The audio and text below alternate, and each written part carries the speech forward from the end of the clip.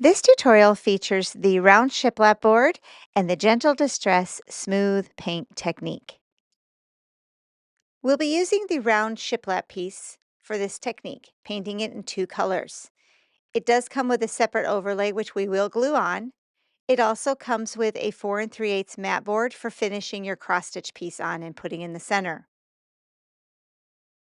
The piece comes in two separate pieces. We will be gluing it together after we paint it. We'll be using the roller kit for this. And the small bottle is your Tight Bond glue. This is your glue sample and your glue applicator. We've got three colors of paint, the Prairie Gray, Skeleton Key, and White Swan. We'll be using Skeleton Key and White Swan for this to paint it similar to the model, and we'll use that clear coat jar. We'll set those aside for now because first we're going to get our roller kit out to paint the base coat onto our large piece of the map of the shiplap round. I've already taken my tray off of the cardboard, and we're going to use skeleton key on the base piece, the dark or the lighter blue. My sponge is already wet. I have this pre-moistened because I like to start with a wet roller. It helps with how much paint gets absorbed into it. It just makes a smoother application if you start with a wet roller. Be sure to wipe your edges very carefully if you pour your paint out. Because if you have excess paint on the outside and you put this top back on, if there's paint there, it will kind of, you know, glue your top together pretty good. Make it harder to take off later. Let's go ahead and load up our roller and get that skeleton key all nice and rolled onto our roller. I will be painting the edges of our shiplap piece, so we'll go all the way around the edge of this round first and apply the paint to the edge.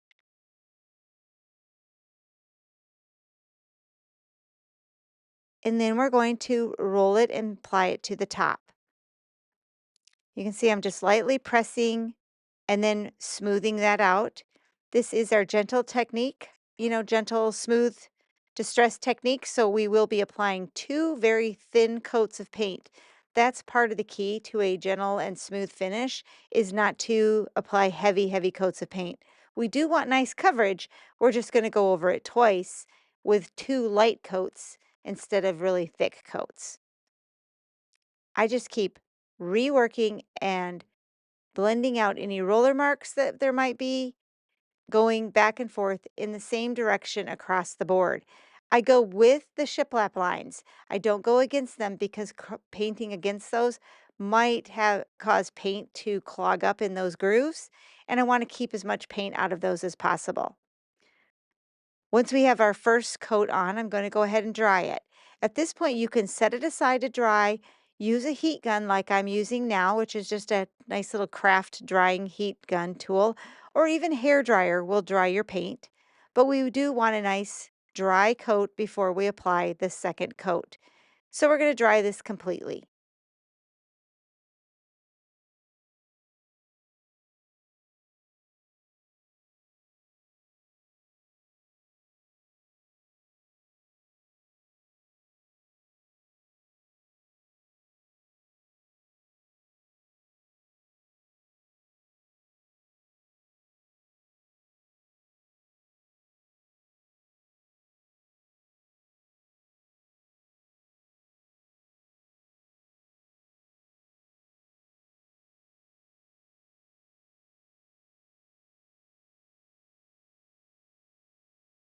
Once our piece is completely dry, we're going to grab our roller and go ahead and apply that second coat. I'll start with the outside again, go all the way around the outside of the round finish.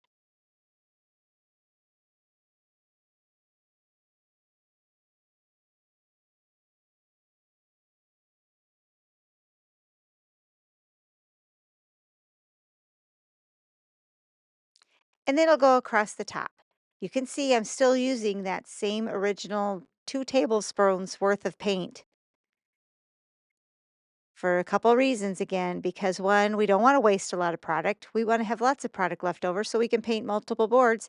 And two, we're just making sure we have two really light coats of paint on this piece and just smoothing that out with the roller.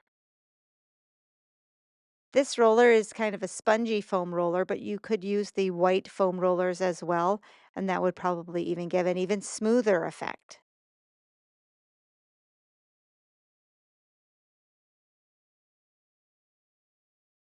One of the nice things and keys to think about when using a roller on these pieces is small ones work nice because you won't have a lot of excess going over the edge, and it's just a lot of nice control for you when working with a small piece. Now we'll grab our dryer and completely dry the piece so that it finishes off with a nice, dry, smooth finish. You could just set it aside, but I'm keeping this all in real time so that we have a good idea of how long this entire process takes. And the whole process took me about 30 minutes to finish this board.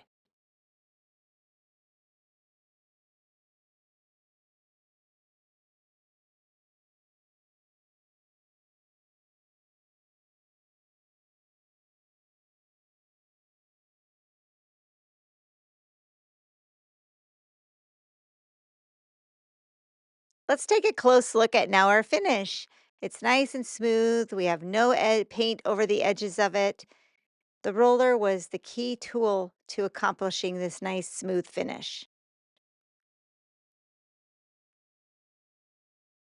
Next, we're going to focus on painting the overlay piece. We'll set this one aside and bring in our circle overlay and a little cup of water. The water is what's going to help us with smoothing out the white swan paint. Using the small paintbrush, we're going to go ahead and take the white swan paint and apply it to the entire edge of the overlay.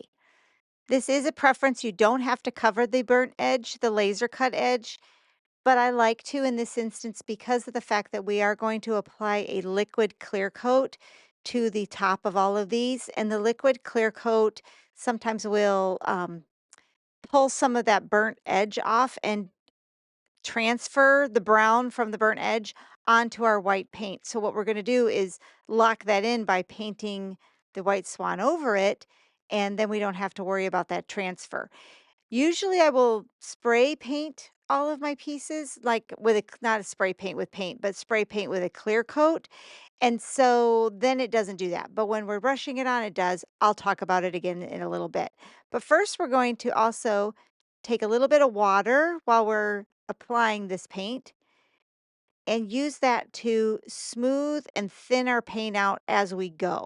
What I'm doing is I'm just dipping my brush into the water after I've loaded it up with paint and then applying it to the surface of my overlay.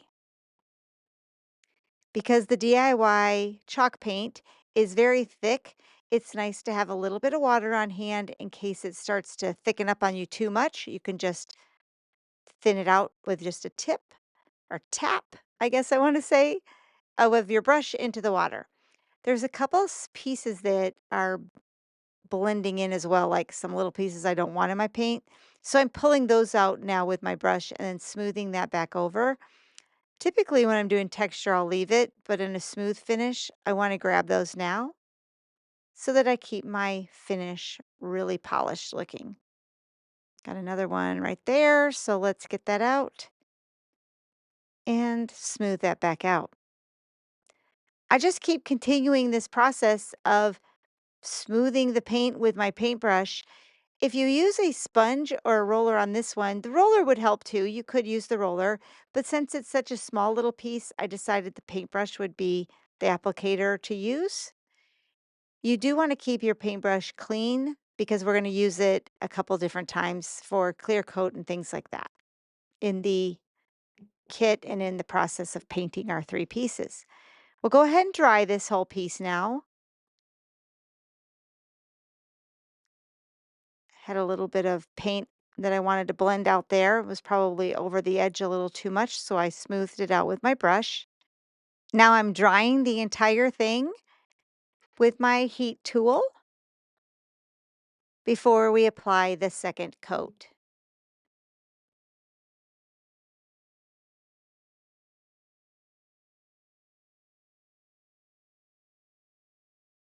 Now let's do the same thing we did before and apply a thin coat over this one. We'll touch up the sides.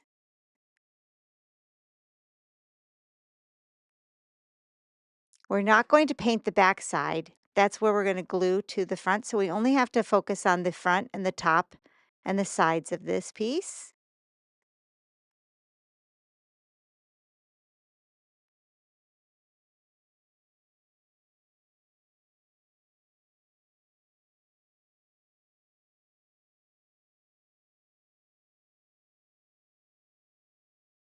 Let's go over the face of it one more time.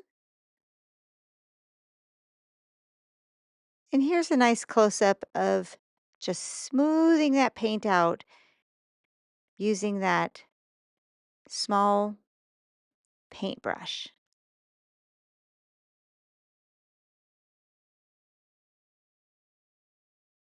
This craft brush is nice because it's, more of a smoothing technique than the chip brush would be.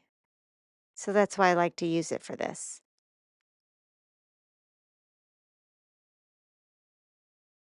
I thought this angle was nice too to show you how the water helped with smoothing it out.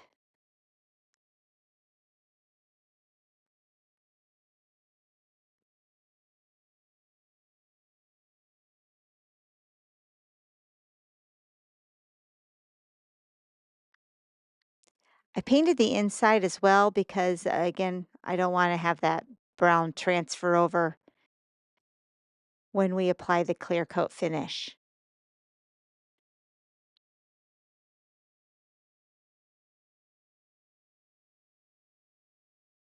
Once we have this dry, we'll be ready to begin distressing it.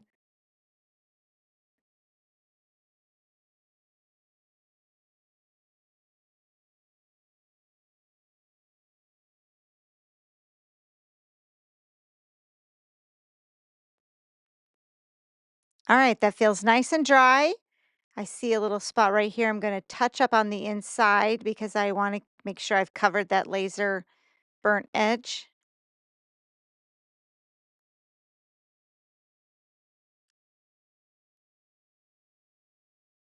All right, we'll put our paint away and take a close look at this. All right, this is where we're at so far. It's looking really good. Very, very smooth.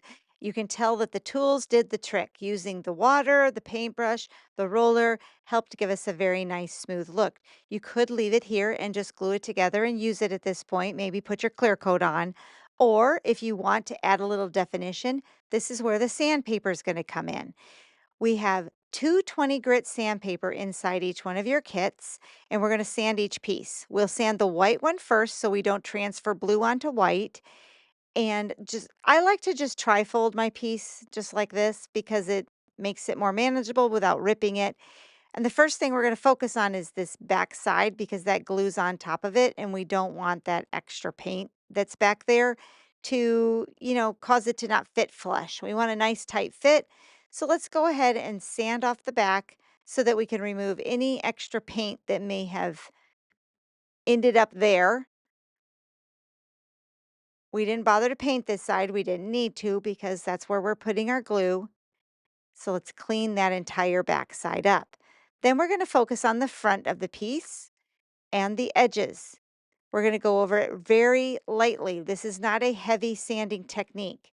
Let's go around the entire edge, and this is mostly just to sand off any bump that might have occurred with the paint and also reveals just a little bit of that burnt edge, not much. I'm leaving most of the paint on the edge in this case.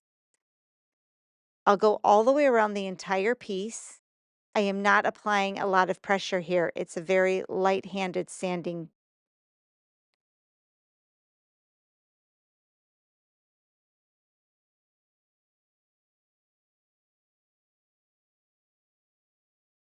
All right, here's a close-up of what that looks like. You can see I just smoothed out the edge and revealed just a little bit of that burnt edge to create definition for our gentle distress technique. Now I'm doing that same amount of pressure. You can see very, very lightly, and I'm going across the top. We're using that 220 high grit sandpaper to try to avoid any coarse sanding marks from our paper. You could use an even higher grit if you want to completely avoid that. Once I've gone around the top of it, now I'm kind of sanding the inside edge to reveal that as well. So we've got another point of definition for the gentle distress technique. Continuing all the way around and just continuing to show you how lightly this is happening. This is not a lot of pressure. Inside, I'm just going to go around the entire inside, mostly just to clean up and even out anything that might have been lumpy or, bumpy with from paint application. Should be pretty good, so there wasn't a lot required. And now I'm going to take a dry paper towel to buff and dust the entire thing off. This is a dry distress technique. I'm not using water to distress this at all. So I want to use just a dry cloth to buff it and wipe it off. I don't use a wet cloth because a wet rag would actually reactivate the paint and would blend it. And I don't want to do that. I just want to buff the dust off. See, we didn't have very much dust at all because we were very light-handed with our distressing, mostly just to smooth it. Once we've cleared our surface off so that we don't transfer the white dust into our skeleton key color, we're going to do the same thing and with another part of our sandpaper that's clean with the base piece. So I flipped it over to sand off the back where the paint came around the back corner. I normally will paint the back of these pieces or clear coat them, one of the two. It's a good idea to do the same thing to one side that you did to the other. It will help stabilize your piece of wood because it is a water-based product. So by applying the products to both sides, we end up with a nice flat piece of wood to mount our stitching on. And also especially for mounting that overlay because we want a nice tight fit all the way around when we glue that. Now we're going to distress the entire piece with the sandpaper and we're going to go the same direction we did when we painted it. I roll my fingers over the edges just slightly and that will distress the edges and reveal just a little bit. This is again a nice light-handed distress so that we aren't taking off so much product because remember we have two thin coats on here, but it's enough of a pressure that it's removing some of it, basically just buffing and smoothing the entire surface out. Very nice. And you can see there, I did the edges. Now we're going to go up back and distress those inside of the shiplap, just in case we got paint in there. We take the folded piece of sandpaper and slip it into our laser cut out shiplap grooves and just sand back and forth just to kind of clean those up a little bit. Paying attention to these small details is just what's going to take your finishing and your painting just to that next level because it just cleans up anything that, you know, might have been messy while painting. The roller, though, is a great tool to kind of help us avoid any of that mess, but just in case, we'll bring our sandpaper in here and clean those edges up.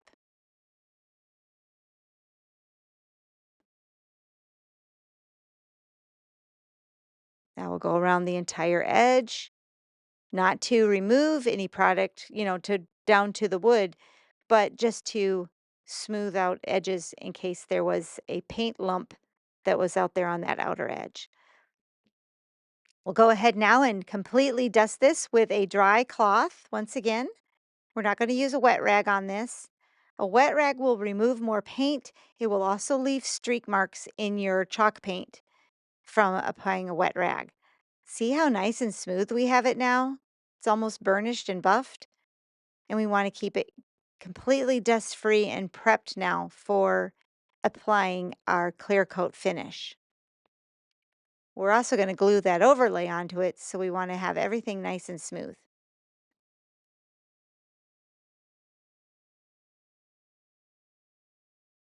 We've cleaned up our space and now we're ready to apply clear coat. I'm going to go around it one more time just to remove any excess dust so that we have a nice smooth finish when we put our clear coat on. We will need our glue and our glue applicator and bring in our clear coat finish. It's in the smaller container and marked clear coat. Remove any extra dust we might have.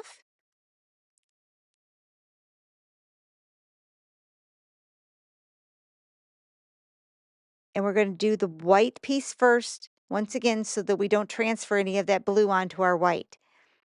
Grab your paintbrush, make sure that it's clean. You want a nice clean paintbrush at this point, no paint inside of it, so nice clean dry paintbrush. And then sometimes the clear coat will settle. So I'm going to take the brush and kind of get anything that's settled onto the bottom of the cup and blend that and stir that up so that we have a nice even mixture for applying our clear coat. This will give us a nice smooth application and not look streaky at all. And we'll take our paper towel and wipe off the extra on the edge there. And then we're just lightly painting that clear coat onto the top edge of the white piece. Paying attention to the fact that we kept a clean brush and clean clear coat and dust free will keep any color or brown from transferring onto this. Oftentimes I will use a spray finish, a spray clear coat finish that's called Prolux or Deft is the brands that I like to use, but any clear coat's going to work as long as it's just a, you know, light aerosol one. And then I don't have to worry so much about that transfer because that's just going to spray over the top. But when you're using a brush on, you do want to pay attention to using a clean brush and a dust-free piece.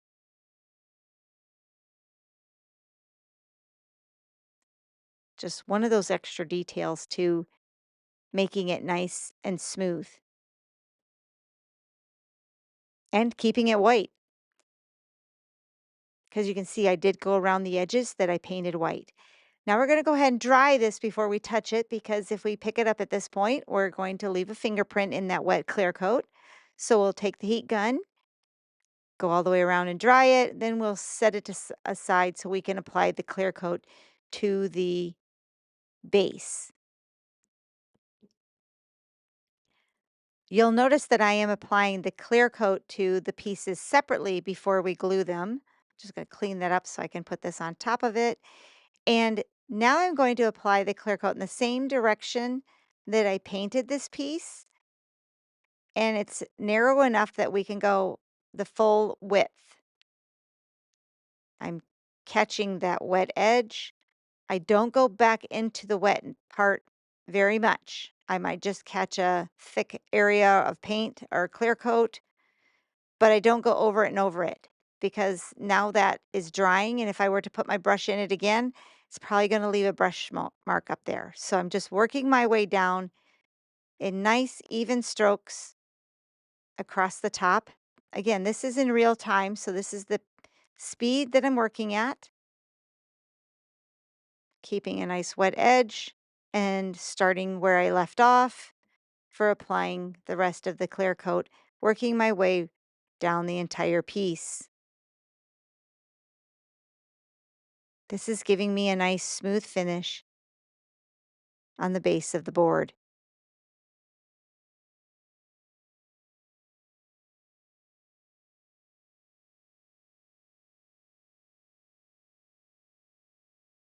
All right, now you'll notice I don't go back into it again. That's it. I'm going to go around the edges very lightly so I don't go over the other side of the edge.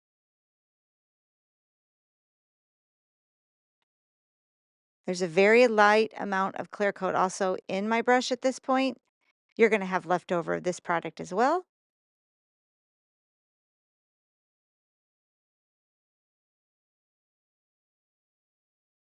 and that's done.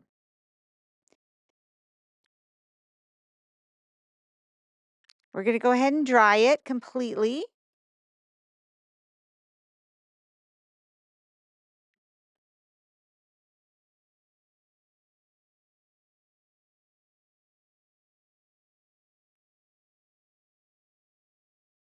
Get that clear coat put away, and we do wanna get that brush into some water so that we can keep that clean and that clear coat doesn't set up on the brush. It's pretty dry. It does need a little bit more time to cure completely, but I wanna buff it and show you how I buff this. What I have in my hand right now is a crumpled up piece of basically packaging paper, or you can use a brown paper sack from the grocery store, but it's all wadded up really smooth. And I'm using it to buff the clear coat now to create an extra sheen on the whole piece. Isn't that gorgeous? Look at how nice and smooth that is.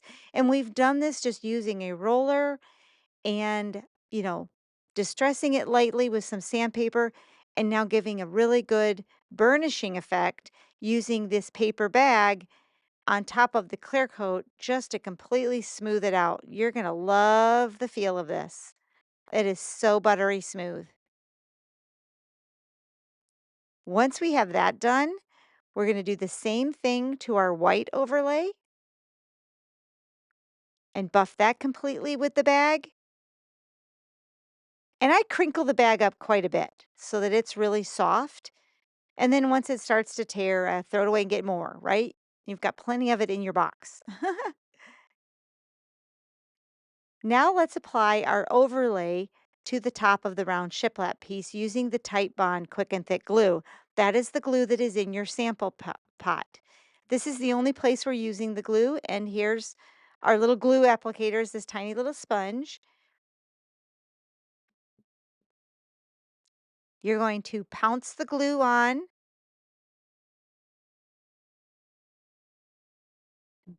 If you can see just about this much, little bit here, all the way around the board.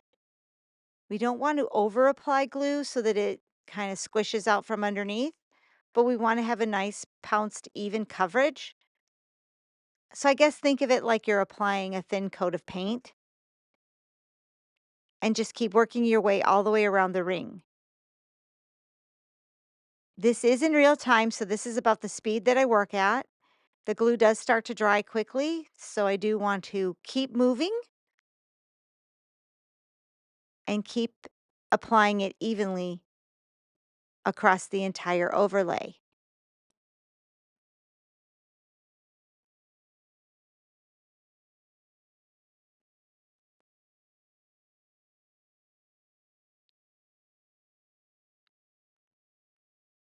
Once we have it completely covered, we're just gonna put our glue away. You could wash this sponge out right away if you want to. I typically just toss them because they dry up really quick. And now we're gonna line the inside circle up with this laser edge. You saw there was a laser round line cut or etched in, I guess. It's not called a cut, but that's the inside circle. So that's what we're lining up the overlay with. Is that line goes on the inside. I don't want to move it around a lot. I want to just lay it right down on top, make sure I've got it lined up, and then take light pressure and evenly apply it all the way around so that that glue makes contact with our base. And we've got a nice secure fit. We're just going to let that dry. And it's ready for our stitching to be mounted inside. The 4 3/8 board that came with it is what our stitching will be mounted on, and it'll fit right in the center.